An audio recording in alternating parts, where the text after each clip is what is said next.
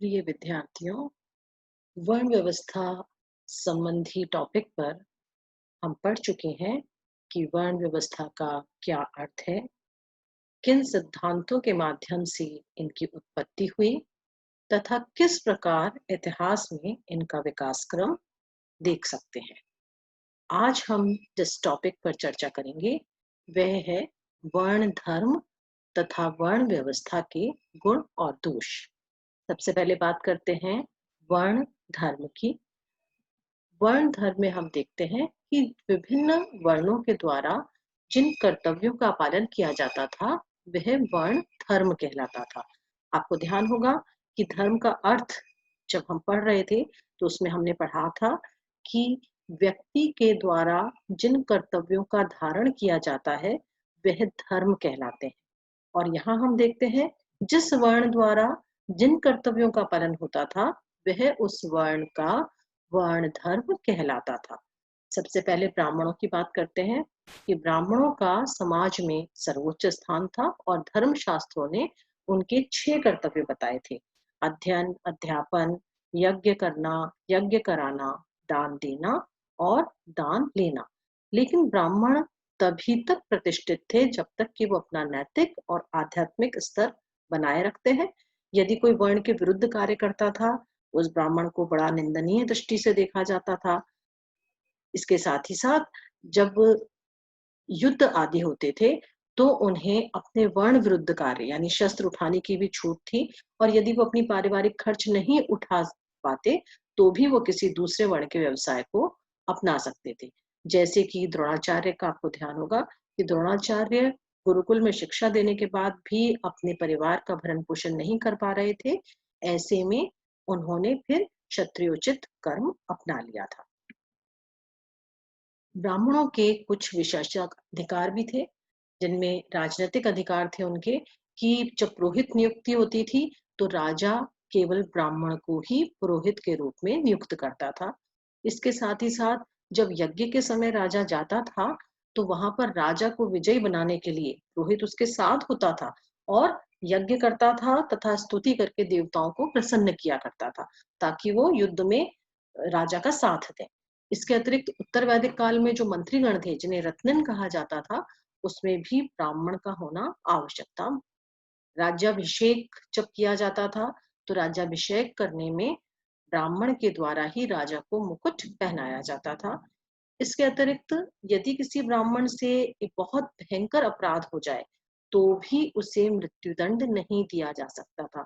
आपको ध्यान होगा हमने अश्वत्थामा की बात की थी कि उसने द्रौपदी के सोए हुए 5 पुत्रों की हत्या की।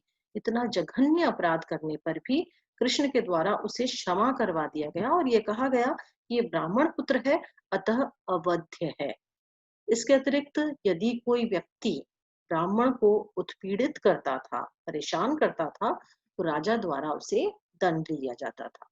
इसके अतिरिक्त ब्राह्मण के कुछ बौद्धिक और शैक्षणिक अधिकार थे। वो वेदों का ज्ञाता होता था तथा बौद्धिक ज्ञान में सर्वश्रेष्ठ होता था और उसका स्वाध्याय करना यानी रोज कुछ न कुछ पढ़ना उसके लिए आवश्यक था ताकि वो अपडेट रह सके, उन सब चीजों का ज्ञान उसे प्राप्त रहे। और इसके अतिरिक्त अध्यापन कराने का कार्य भी उसी का था, उसका एकाधिकार उस पर था। कुछ धार्मिक अधिकार थे ब्राह्मण के जिसमें जितनी समाज में धार्मिक क्रियाएं होती थीं, जितने भी संस्कार होते थे, यज्ञ होते थे आदि, उन सब में ब्राह्मण की उपस्थिति आवश्यक थी। पुरोहित के पद का जो राजा का पुरोहित होता था उस पद का उत्तराधिकारी वही होता था। राजा उसको पुरोहित पद से हटा नहीं सकता था। और इसका कारण क्या हुआ कि ब्राह्मणों और क्षत्रियों के मध्य स्पर्धा बढ़ गई। यानी राजा को यह अधिकार नहीं था कि वो उस पुरोहित के पद से उसको हटा दे। अगर वो ऐसा करता था तो बाकी जितने भी राजा थे सब संगठन बनाकर उसके विरुद्ध आ सकते थे। तो ये वाली जो बात थी उससे ब्राह्मण और क्षत्रियों के मध्य स्पर्धा बढ़ गई। राजा को लगा मेरा अधिकार ज्यादा है, ब्राह्मण को लगा मेरा अधिकार ज्यादा है। इसके अतिरिक्त ब्राह्मण के जो सामाजिक अधिकार थे वो क्या थे कि वैदिक काल से ही ब्राह्मणों को समाज में सर्वोच्च स्थान प्राप्त हो गया था क्योंकि उनको ब्रह्म ज्ञान का ज्ञाता माना जाता था। 10 वर्ष का ब्राह्मण बालक भी आदरणीय होता था और उसे हर वर्ण की एक एक भार्या रखने का अधिकार था। यानी कोई ब्राह्मण है तो वो एक अपनी पत्नी तो ब्राह्मण वर्ण की रख सकता है, एक क्षत्रिय वर्ण की पत्नी रख सकता है, एक वैश्य वर्ण की हो सकती है पत्नी और एक शूद्र वर्ण की पत्नी उसकी हो सकती है। इसके अतिरिक्त जो ब्राह्मण के आर्थिक अधिकार थे, उसमें दान लेने का अधिकारी वही था और यज्ञ से जो भी सामग्री शेष बचती थी, उसको वही लेता था, अतः उसको अदाई भी कहते थे। साथ ही साथ राज्य के कर से वह मुक्त था। इसके बाद आते हैं हम क्षत्रिय वर्ण पर। क्षत्रिय के जो अधिकार थे, उसमें देश और धर्म की रक्षा का भार क्षत्रियों पर ही था और अपने युद्ध कौशल व प्रशासन से अपनी प्रजा का पालन व रक्षा करना क्षत्रिय का दायित्व था। गौतम बुद्ध ने क्षत्रियों को ब्राह्मणों से ऊंचा स्थान दिया था, लेकिन मौर्य काल में हम देखते हैं पुनः क्षत्रियों का स्थान ब्राह्मणों के बाद आ गया। गौतम बुद्ध में यानी बुद्ध काल में हम देखते हैं कि क्षत्रियों का स्थान काफी आगे आ जाता है। उसका कारण है कि संभवतः गौतम बुद्ध, महावीर दोनों ही क्षत्रिय थे और इसीलिए ब्राह्मणों से उनका ऊंचा स्थान हो गया। लेकिन मौर्य काल में पुनः क्षत्रियों का स्थान ब्राह्मणों के बाद आ गया। क्षत्रियों को युद्ध संबंधी अधिकार मिले हुए थे, जिसमें अपनी सेना का जो नेतृत्व है युद्ध के अंदर, वो क्षत्रियों द्वारा ही किया जाता था। युद्ध में जिस राज्य पर विजय प्राप्त करते थे, उससे जो भी विजित सामान होता था, जो भी मिलता था, हाथी, घोड़े, धन, हीरे, संपदा आदि, वो सब क्षत्रियों के होते थे। इसके अतिरिक्त जो राजा हार जाता था, उस राजा से उपहार के रूप में धन, भेंट आदि प्राप्त करना, ये भी क्षत्रियों का अधिकार था।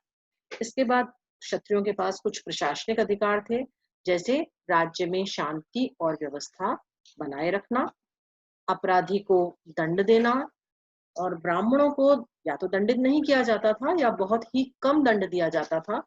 और यदि क्षत्रिय द्वारा ब्राह्मण को अपशब्द कह दिया जाए तो 12 पण का दंड दिया जाता था। अब जिस प्रकार हमने देखा कि ब्राह्मण आपत्ति काल में क्षत्रिय वर्ण या अन्य किसी वर्ण की व्यवसाय को चुनकर और अपना आपत्ति काल निभा सकता था, ठीक उसी तरीके से क्षत्रिय को भी कुछ आपत्तिकालिक कार्य दिए गए थे कि यदि क्षत्रिय अपने धर्म पालन से परिवार का भरण पोषण नहीं कर पाता, तो वह किसी भी वर्ण का व्यवसाय अपना सकता था, कृषि कार्य कर सकता था, शूद्र वर्ण का कार्य भी कर सकता था और कुछ प्रतिबंधित व्यापार को छोड़कर, यानी रांगा, सीसा, लोहा, दूध, मांस और मधु, इनका व्यापार नहीं कर सकता था, लेकिन इसके अतिरिक्त वह व्यापार भी कर सकता था। इसके बाद हम वैश्य वर्ण के धर्म पर आते हैं, यानी वैश्यों के अधिकार पर आते हैं। जितनी राज्य की जो आर्थिक व्यवस्था थी, वो वैश्य वर्ण पर ही अवलंबित थी और उसके कार्य बताए गए हैं: अध्ययन करना, दान देना और यज्ञ करना। लेकिन कालांतर में वैश्यों ने अध्ययन का कार्य छोड़ दिया और व्यापार को ही मुख्य रूप से अपना लिया और यही कारण था कि वो आध्यात्मिक और बौद्धिक विकास में पिछड़ गए। लेकिन उनका पशुपालन का व्यवसाय जारी रहा। बौद्ध युग में वैश्य व्यापार के कारण समृद्ध हो गए और गुप्त काल में उन्हें श्रेष्ठी, वणिक, सार्थवाह के नाम से जाना जाने लगा। राजा को वो अपने बिक्री का आय का 6वां भाग देते थे और मांस, चमड़ा, लोहा और मद्य, इन वस्तुओं का व्यापार वे नहीं कर सकते थे। यहाँ ये ध्यान रखने वाली बात है कि जब मैं आपको बता रही थी कि पहला जन्म तो व्यक्ति का अपने माता पिता से होता है और जब उसका दूसरा जन्म होता है, उसके बाद ही वो किसी वर्ण विशेष में जाता है। और दूसरा जन्म यानी द्विज कब बनता था? वो जब वो यज्ञोपवीत संस्कार करवाता था। और यज्ञोपवीत संस्कार क्यों होता था उसका? क्योंकि उसे गुरुकुल में अध्ययन के लिए भेजा जाने वाला होता था, इसलिए। लेकिन जब वैश्यों ने खुद ही अध्ययन का कार्य छोड़ दिया, तो धीरे धीरे वो जो यज्ञोपवीत का संस्कार था, द्विज होने का संस्कार था, वो धीरे धीरे उस अधिकार को इन्होंने स्वयं ही पीछे कर दिया या स्वयं ही उसको भुला दिया। वैश्यों के लिए भी आपातकालीन कार्य बताए गए। जब भी आपातकाल आए, तब ऐसा समय आने पर वैश्य, ब्राह्मण और गौ रक्षा के लिए शस्त्र उठा सकता था। मनु कहते हैं कि संकट काल में वैश्य निषिद्ध कर्मों का त्याग करते हुए शूद्र वर्ण के कार्य भी अपना सकता था लेकिन जैसे ही संकट समाप्त होता, उसे अपने मूल व्यवसाय पर लौटना होता था। इसके बाद आता है समाज का शूद्र वर्ण। उसका समाज में क्या स्थान है और उसके क्या कर्तव्य थे, आइए हम उसे देखते हैं। ऋग्वेद में जिन दासों की चर्चा हुई है, आपको ध्यान होगा हमने आर्य और दस्यु, आर्य और दास, ये चीज पढ़े थे। उन्हीं दासों की चर्चा है यहाँ पर। वही कालांतर में शूद्र कहलाए। उत्तर वैदिक काल में उन्हें हेय दृष्टि से देखा गया क्योंकि वो पराजित समाज के लोग थे। महाकाव्य काल में उनकी अवस्था में कुछ सुधार हुआ, क्योंकि हमें उल्लेख मिलता है कि युधिष्ठिर ने अपने राजसूय यज्ञ में शूद्र प्रतिनिधियों को भी आमंत्रित किया था और उस समय उन्हें वाणिज्य, उद्योग और पशुकर्म करने की अनुमति भी उन्हें मिली। बौद्ध युग में वो शिल्पी बन गए और बहुत सारे शिल्प कार्य जैसे बुनाई का, बढ़ाई है, लोहार है, कुम्हार है, जैसे वर्ग उनके अंदर बन जाते हैं। पुराण कहते हैं कि उन्हें दान भी, वे दान भी दे सकते हैं। पुराणों ने उन्हें दान देने की अनुमति भी प्रदान की, लेकिन फिर भी उनका जीवन सुखी नहीं था।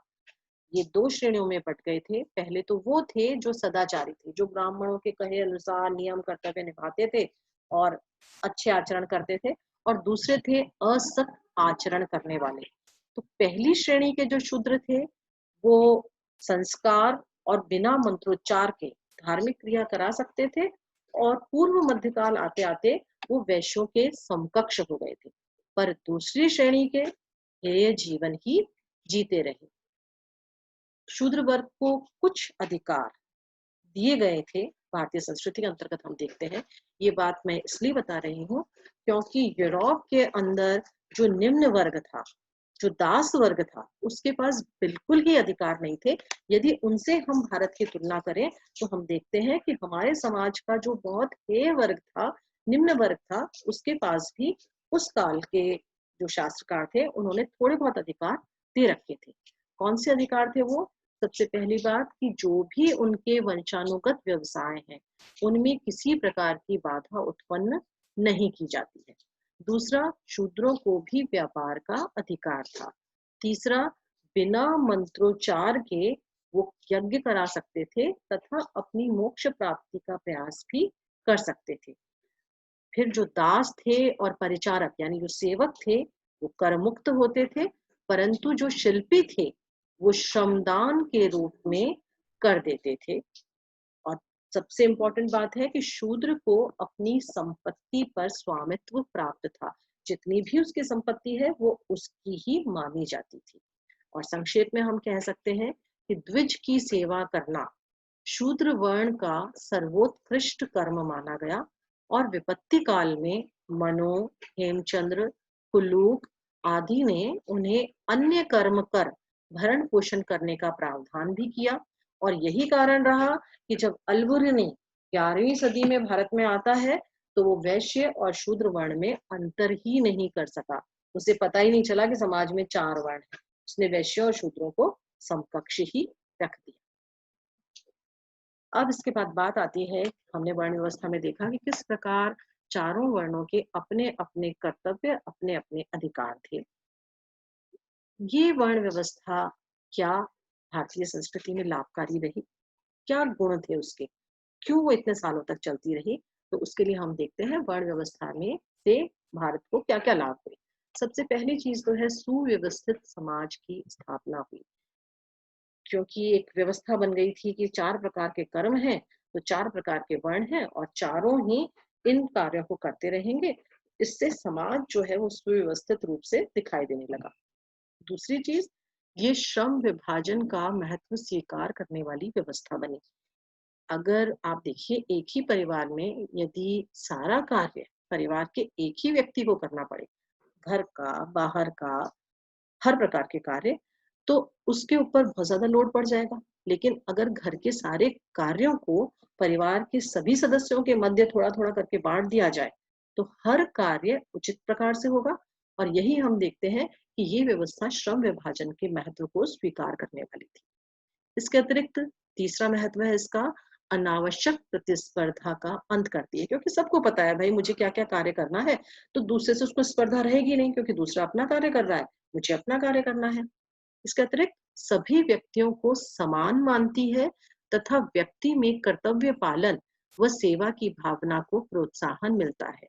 जब वर्ण व्यवस्था स्थापित की गई थी, उस समय एक ही ईश्वर के शरीर से 4 वर्णों की उत्पत्ति बताई गई थी।